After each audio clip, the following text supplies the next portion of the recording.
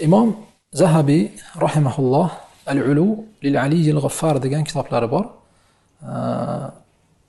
Sahobalardan tortib to o'zining zamonasigacha bo'lgan olimlardan Alloh osmonda deb aytgan olimlarning so'zini jamlagan.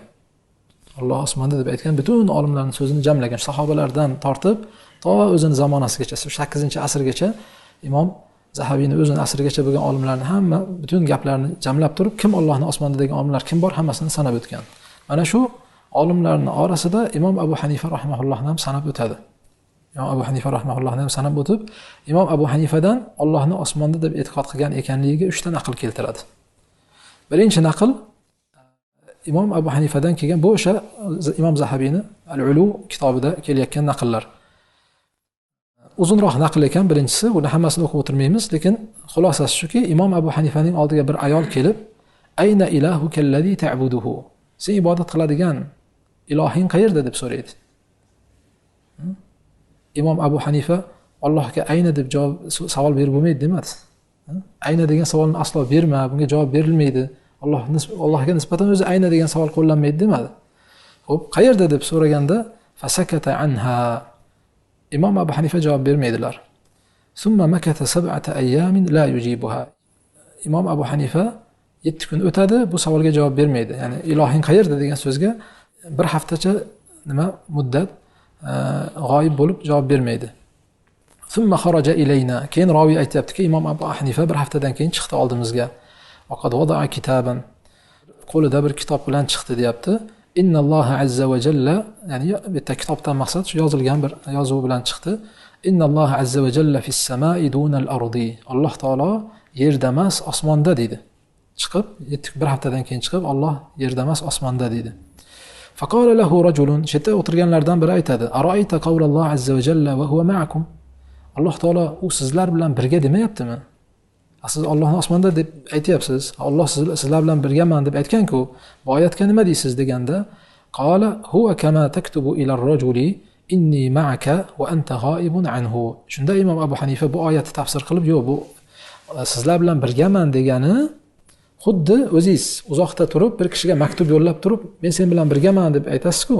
Ya'ni sen bilan ham fikrman yoki seni qo'llab-quvvatlayman degan ma'nolarda men sen bilan birgaman deb yozib yorasiz gohida. O'zi bilan makonda birga bo'lmasangiz ham, lekin birgaligingizni aytib yozasiz.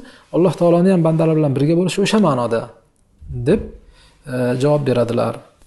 Imom Bayhaqiy mana shu rivoyatni keltiradi. Ya'ni hozir Imom Zahabiy mana shu rivoyatni keltirgandan keyin Imom Bayhaqiyning so'zini keltiradi. Imom Bayhaqiy aytgan ekanlarki, laqad asaba Abu Hanifa rahimahulloh fima nafa anillahi azza va jalla min al-kawni fil ard. Imom Abu Hanifa rahimahulloh Alloh yerda emas degan paytda to'g'ri gap aytdilar deyapti. Va asaba fima zakara min ta'wil al-aya va huwa ma'akum. Alloh sizlar bilan birga degan oyatni ham to'g'ri tafsir qildilar. Haqiqatda Allohning biz bilan birga bo'lishi zoti bilan birga emas, balki ilmi bilan biz bilan birga va hokazo o'sha ma'noda. Va tabi'a mutlaq as-sam'i bi anna Alloh ta'ala fis sama. Alloh taoloni osmonda deb e'tiqod qilishligida Qur'on oyatiga ergashdi deyapti. Qur'on daliliga ergashgan deb bu Imom Bayhaqiyni mana bu Imom Abu Hanifadan kelgan qissaga bildirgan nimasi izohi. Bu mana bu birinchi naql Imom Zahabiyning kitobidagi. Endi Imom Abu Hanifadan kelgan ikkinchi naql qarang. Imom Zahabiy aytadilarki, va balagana an Abi Muti'i Al-Hakam ibn Abdullah al-Balkhi sohib al-fiqh al-akbar. Fiqh al-akbarni Imom Abu Hanifaga nisbat bermayapti. Abu Muti'i al-Balkhi fiqh al-akbarni sohibi bo'lgan Abu Muti'i al-Balkhiydan bizga yetgan xabarga ko'ra deyapti. Qol sa'altu Abu Hanifata. Imom Abu Hanifadan so'ragan ekan Balkhi. Amman yaqul la a'rifu robbi fis samai aw fil ardi. Robbim osmondami, yerdami bilmayman degan odamning hukmi nima deb Imom Abu Hanifadan so'raladi. Faqala qad kafara. Imom Abu Hanifa kofir bo'pti deganlar. Li'anna Alloh ta'ala yaqul ar-Rahmanu 'alal arshi istawa. Chunki Alloh taolo ar-Rahmanu 'alal arshi istawa deb aytdi, o'zini arshi ko'tarilganligini xabar berdi. Va arshuhu fawqa samawatihi. Allohning arshi esa osmonlar ustida.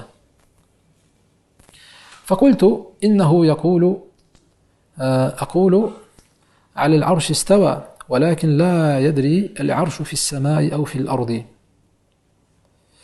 Men ham Alloh arshga ko'tarildi deb aytaman, istivo qildi deb aytaman, lekin arsh yerdami, osmondami bilmayman deb aytsa-chi deyapti. Yana Imom Abu Hanifaga qaytib savol beryapti. قال إذا أنكر أنه في السماء فقد كفر. Allohning osmondaligini inkor qilsa yoki arshning osmondaligini inkor qilsa, chunki arshni qayerdaligini bilmayman dedi. Arshni qayerda osmonda ekanligini, ya'ni osmon ustida ekanligini inkor qilsa faqat kafar, unda ham kofir bo'pti deganlar. Mana bu ikkinchi naql.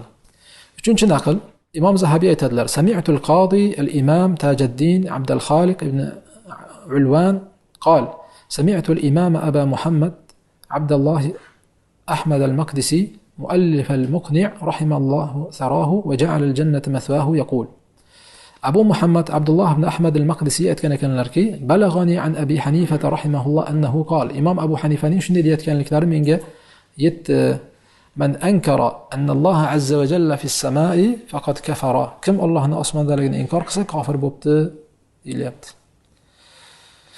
خب إمام أبو حنيفة دان نقل قلنجان mana shu 3 ta naqlni Imom Zahabiy zikr qilgan.